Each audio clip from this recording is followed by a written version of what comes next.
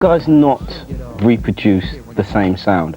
My criticism of Teddy was, at one point, it was, you know, it's a fair criticism. He was kind of duplicating. A lot of, you know, Rodney Jerkins tends to But man, you gotta understand, how do you to his defense, I gotta say that, man, you're dealing with an industry that, like, when they realize that something works, you got those corporates breathing down your back, like, listen, that's brilliant, you need to do it again. I don't know where I got my ears from. I can't hear a hit from a baseball bat coming to the back of my head, but you know what, I'm the CEO and you need to do it again. Now me and Chad, we've always just said, you know what, we're not gonna do it. And it's the hardest thing in the world, because then, like, for example, when Mystical wanted to work with us, the only thing he talked about for the first hour was Super Thug. He wanted that. He's like, man, that Super Thug, man. I'm telling you, boy, that Super Thug, you know how he talks. That was my track. Yeah, man, I'm telling you, that mean, boy, that's mean. And then, you know, he starts making those mean faces and stuff. Like, that's how it works, though. Like, when he's writing his rhyme, he bites his lip and he does this. And then you hear him growling and stuff. I said, man, you know what you need to do with that energy, dude? You need to harness that with a like a James Brown feel. He's like, James Brown? So I play the beat. And he freaked out. And he's like, I came in with my dick in my hand. Don't let me that be cool. Okay. And then he goes to the truck. Takes a tape of it. He goes outside and he sits in the truck and he writes his verse. It takes him like a day and a half to write his song. But when I tell you, he comes back with the most clearest, concise verse, doing the whole song, maybe 1 or 2 takes. I give him credit for writing that song in one and a half days. Shake your ass. I give him credit. And he smashed it. Because there are people that write their songs in like 15 minutes per verse, but they're in there like, you know, they take just as long to perfect the verses. Jay-Z? No. He's quick. Monster. Jay-Z's quick. Monster. He's quick. Monster. Yeah? Monster. I Just Wanna Love You, just... Forget it. I sat at the thing while he wrote it. I sat at the thing. He's lightning. He asked me, like, yo, where do girls go? What do they buy? And all this and all that. Like, what the girls you mess with, what do they buy? Give it to me. And with all the cash. More money, more problems. You have upped the bar. But tell me though, you must have said to yourself, I know Teddy Riley, I've met him a few times, I've spoken to him, and he's a guy who was always determined to stand aside from everybody else and raise the bar. You know, he got to do Michael Jackson at the end of the day, and to me, killed it. that's 30 his million, that's his crowning glory. He will always tell you about the Michael Jackson Dangerous Project, you know what I mean? He will always talk about that, and he really did smash it. Killed it. So, you know, you've raised the bar, but the one thing I notice is, and everybody knows, Michael Jackson, Neptunes, where, you know, it should have happened, man. What? I met Michael. I met Michael, and I asked him, I played him a record that, he said it was cool, so I gave it to Justin Timberlake. Because Michael said it was cool? Well, no, not out of spite. I'm just saying it didn't work for Mike. Like, he said it was cool. He's like, he really didn't get the hook. And I understood. And to me, just him saying, you know, I like it, but, you know, where's the hook? I was happy about that for like 2 weeks straight. He said, where's the hook? Where's the hook? Come on, I'm a Michael fan. I used to moonwalk until I had holes in my socks. But your sound, man, come on, Michael Jackson, the way he dances, his performance, I would have thought it would have suited your sound completely. I don't think that Michael needs anyone. Michael is genius, man. He's brilliant. Let me tell you something. I don't know anyone in the world that can do better background vocals than Michael Jackson. Michael Jackson's background vocals are like a symphony. Unstoppable. Like, the next time you go home, okay, or the next time you're at home, well, you're at home now, obviously, unless you have the luxury of watching MTV at your job, which would mean I need to quit what I'm doing and go work where you are. Listen to Michael's album, man. Listen to Lady in My Life, on the Thriller album, listen to the Off the Wall album, and listen to those background vocals, man. The man is a beast. He's a monster. His vocals, man. I love Michael Jackson, are man. Incredible. You know what? I feel even like I wasn't like the History album. Yeah. That wasn't Michael. That wasn't the Michael that I wanted to hear. You shut the door on the History album. Come on. It wasn't me. It wasn't me, but you know, a person's expression is a person's expression, and you can't really, I weren't feeling that you can't really shit on someone's expression. I weren't feeling that album. Dangerous was where I stopped. But let me tell you, and this one's not bad. The song, how does it feel? Yeah. How does it feel? Come on, alcohol. So I get the impression, Pharrell, I get the impression you need to work with Michael Jackson before your career's over. If I don't, I met him. Okay, and it's all good, man. Michael's the man. Come on, man. Okay. You know, there's no moonwalk in the world, man. I love Michael, but this ain't a Michael Jackson promo. Unfortunately, we'll do one of them another time. Mike, come sign to Star Trek. Come sign to Star Trek. You may get him. You may get him. You should cut a deal right now. We could make this official on Mike, TV. Come sign to Star Trek, big boy. You'd love it, wouldn't you? Let's do that. Look, you'd love it. You're the best. I know you're the best, and you know, I don't have to like everything, just like you don't have to like everything. You come sign the Star Trek. He must be a nightmare to work with, though, bro, because, I mean, let's face it, producers queue up, make tracks for him, he makes his albums every 4 years or whatever. They make about 50 tracks and he picks a few. It's the same on Michael Jackson. See, but we do that differently, though, because with Justin, we did it differently. Like, tell me the process, anyway, when an artist comes in and works with you. I'm not into cutting 18 songs. That's not the kid. It's not happening. I do songs where I let you feel it. If you feel the track, feel what it is that I have played, then I'll let you know that the song is going to go there and beyond. That's kind of like how it works. So I'm the singer and I'm saying, but I don't like that. Okay, then, I'll play you something else. And if you don't like anything, towards the end of the whole situation, then, I would totally respect that and accept it. But who has the upper hand in the studio, the artist or the producer? Well, there's no real way to say that, because honestly the artist puts their career and their character in your hands, because you know what I mean, it's like they're a star and they're looking for a movie. The moment they walk through that door, you're saying, now this is it, you know that this is what you need to do. Etiquette. This is probably where you need to go. But that's because I think that we have a great feel for what it is that's missing. Like we try to fill voids. Would you be my girlfriend? Would you be my girl? Let's talk about the other side, the pop side. Okay. Now, as a DJ, I'm there, I'm thinking, I'm never going to play an NSYNC record. I'm just telling you straight.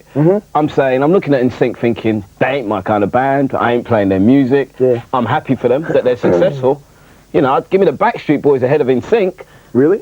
In the past, give me New Kids on the Block ahead of it. Well, this is the UK. We're not NSYNC mad like in the States. Okay, cool. So then you come up with this track. All of a sudden NSYNC's the biggest track in every black club, in every R&B and hip-hop club in Europe. And it goes to show that with the right production and, some vocals, but anybody can do it. Production is definitely a part, and I thank you for that. It's called perspective. Because in the 80s, pop music was the music. That's it. And in the 80s, you could hear Tears for Fears on the same station as hearing Super Freak by Rick James. Because good music is good music. And then split up. Proper perspective is the proper perspective. But it split up, didn't it? It went into specific genres. You're a hip-hop kid. Well, because you know what it is, the corporates do it, man. And the corporates, they like overdo things, but that's good because it puts the pressure on the people like coal, and they turn into diamonds. Yeah, but come on, you lot are sitting there. You've made that record. You're sitting there. Now, be honest. You're sitting there. You're seeing what's happened with NSYNC. You're crossing your arms like that. You're looking at MTV, and you're saying, "I know black kids are loving this. I know people who said they ain't gonna love NSYNC are loving this track." Now, there's only one way that would have happened. No CEO. You could do it. No CEO. Come on, no amount of marketing or CEO to that same crowd, the crowd I would play to a lot, could make that happen. There's got to be music. You wanna know something? That's the only time I have to say you're wrong. Clive Calder of Jive is a genius. Clive is a genius. What did he do that made me play that record then? He was the one that said put the Neptunes with. He was the one that said I totally agree with Justin, because me and Justin met in the club. When the whole record label was like, nah, don't do it, it's a mistake, da da da da da. Clive was like, you know what? That kid Pharrell, he knows what he's doing, da da da da da. Like those were his words. And I totally thank him for that, because you gotta understand, Clive is unstoppable. When you sit down with Clive, you say, like, Leor from Def Jam came in and played a record, and then it was this dope white kid, right? R&B kid. And I was like, yeah, man, he sound like, I'm thinking to myself, damn, that kid sound like Felipe Win from the Spinners. And I was like, Clive, what do you think about that? Because it was in the Justin section, actually. And Clive goes, yeah, it sort of sounds like Felipe Win. I'm like, what? How's he know this? But then I thought about it. Damn, he signed R. Kelly. He signed Joe. He signed all the gospel artists. He had Too Short from the beginning. He had KRS-One from the beginning, and he had Tribe Called Quest. And he's independent.